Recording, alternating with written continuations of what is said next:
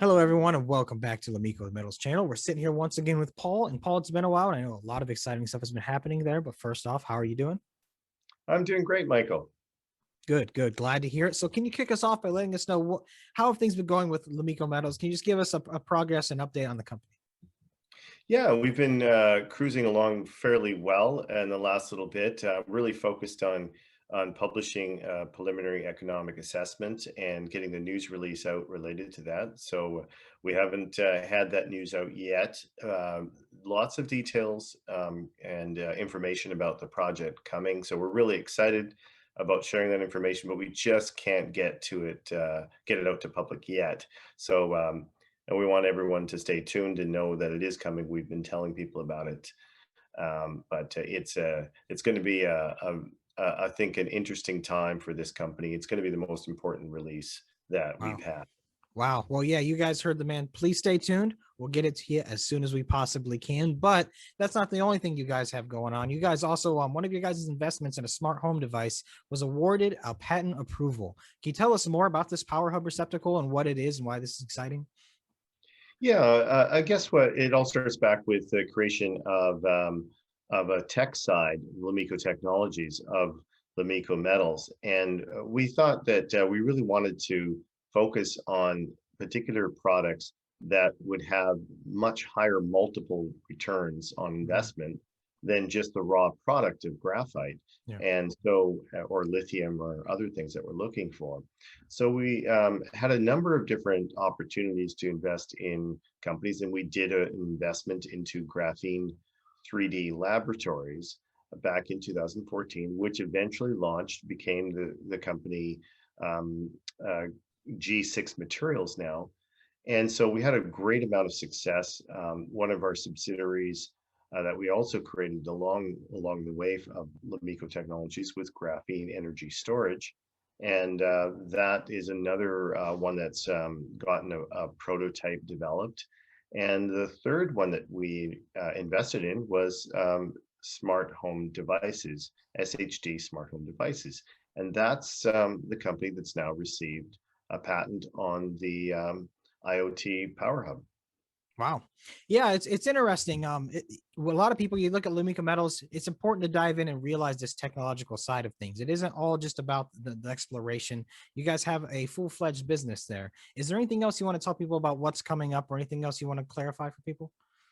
Yeah, when it comes to the product, the smart home device product, I think that people have to understand that we're in an area in which of time in which energy consumption is going through the roof. We need our devices charged. We need connectivity.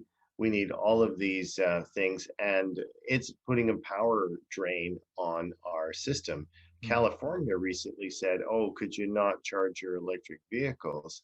We're worried about power consumption or brownouts." And Wow. essentially, what we understood to be a massive problem in the energy grid is that there is a good 30% of the power that's transmitted from the power generation source, be it a dam or whatever, that's lost by the time you get it to the actual charging of a home or a device or anything. So, and a lot of that loss happens right from our own power receptacles.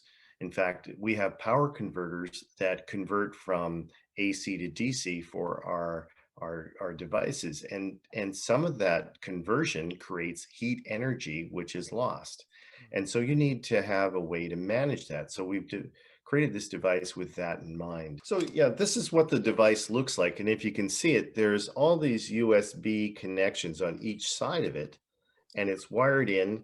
And this particular part here is just a standard receptacle that you would find in the wall. So what you're doing is you're adding functionality, USB functionality, to your usual receptacle. So when you fit this into a normal box that goes into the wall, it ends up being completely flush.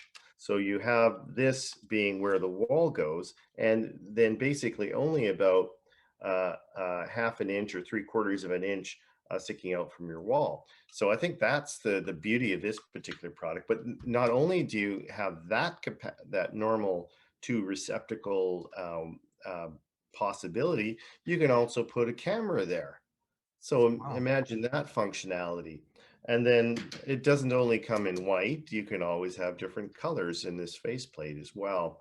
And of course, this could also be a different color. So, I mean, a lot of this is sort of design. Maybe you want to have your favorite football team as a sticker covering this, or whatever. So the Power Hub, what it will do is take away all of those extra power converters and say, you don't need these anymore. You can plug a USB directly into this power receptacle, and you can plug a number of them in, and it will not create extra heat or and waste of energy. So it's going to be more energy efficient.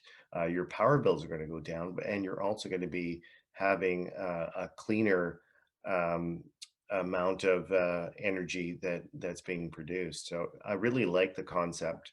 And if you apply this over the entire grid system, and people start using this, imagine 130 million homes across North America that are using the same power systems. You know, you take 30% of the energy savings, and potentially, you know, you could do a lot of good with that. Agreed, agreed. Yeah, energy demand is skyrocketing right now, especially with EVs and everything hitting the grid. We have a relatively old infrastructure system, and one of the biggest ways to help is efficiency. We do lack in efficiency, and it's interesting. We do really do need products like this to come out. We need to find ways to lower our individual footprints so that everybody as a whole can benefit without straining these grids so much. Yeah, and we're seeing that strain right now where California has mentioned that they want to, you know, lower the amount of strain on the system, and people shouldn't be charging their cars during peak hours. Mhm. That's very interesting times, and then yet at the same time you have the administration federally that's creating all these charging systems, putting in 500,000 chargers all across North America. Well, there's a Yeah. disconnect between power generation and the consumption that's happening, and we have to find efficiencies in the system. So I think that's the important aspect of this particular product. Agreed, agreed. Well, Paul, sounds like you guys have had your nose to the grindstone lately. We look forward to hearing more updates from you guys as soon as you get them across the wire. So, everybody, please stay tuned. If you have any questions, send them over. We'll be happy to dive into anything you guys want. And don't be afraid to subscribe and like and let us know your thoughts. Paul, have a wonderful day. Thanks.